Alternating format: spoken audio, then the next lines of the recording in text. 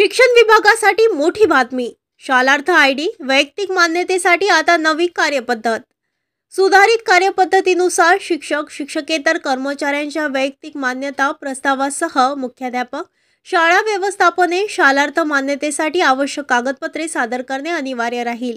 राज्यातील शिक्षक शिक्षकेतर कर्मचाऱ्यांच्या वेतनासाठीच्या शालार्थ आयडी मान्यतेसंदर्भात सुधारित कार्यपद्धती लागू करण्याचा निर्णय शिक्षण विभागाने घेतला आहे.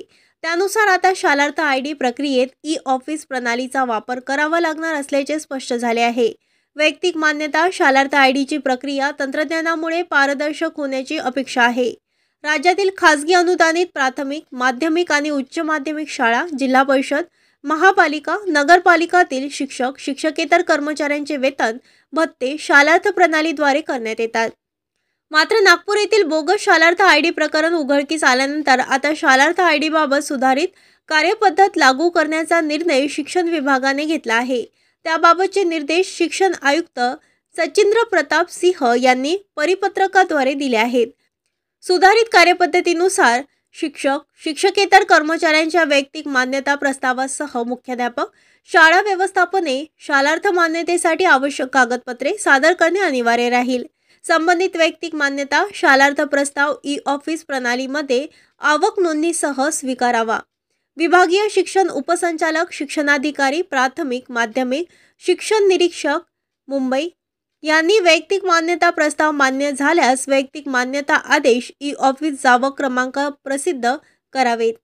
वैयक्तिक मान्यता दिल्यानंतर संबंधित प्रस्ताव शालार्थ मान्यतेसाठी प्राथमिक, माध्यमिक शिक्षणाधिकारी, शिक्षण निरीक्षक यांनी वैयक्तिक मान्यतेच्या आदेशासह विभागीय शिक्षण उपसंचालक, विभागीय मंडळ अध्यक्ष यांनी वैयक्तिक मान्यता प्रस्तावासोबत शालार्थकरिता प्राप्त झालेली कागदपत्रे, मूळ वैयक्तिक मान्यता आदेशाच्या आधारे शालार्थ मान्यता अमान्यतेचे आदेश ई-ऑफिस जावक क्रमांकासह प्रसिद्ध करावेत. शालार्थ मान्यता आदेशाच्या दिनांकापासून 3 कामकाजाच्या दिवसांमध्ये शालार्थ प्रणालीत संबंधित नाव समाविष्ट करून याच प्रणालीवर अपलोड करावेत असे नमूद करण्यात आले आहे. आदेश चुकीचा असल्यास सुनावणी विभागीय शिक्षण उपसंचालक, विभागीय अध्यक्षांना वैयक्तिक मान्यता आदेश चुकीचा असल्याचे प्रथमदर्शनी निर्देशनास आल्यास संबंधित शिक्षणाधिकारी, शिक्षण निरीक्षक, विभागीय शिक्षण उपसंचालक, संबंधित कर्मचारी, शाळा व्यवस्थापन, सचिव, अध्यक्ष, प्राचार्य, मुख्याध्यापक, सर्व संबंधित विभागीय शिक्षण उपसंचालक, विभागीय अध्यक्ष यांनी सुनावणी घेऊन वैयक्तिक मान्यता वैध अवैध असल्याबाबत निर्णय घ्यावा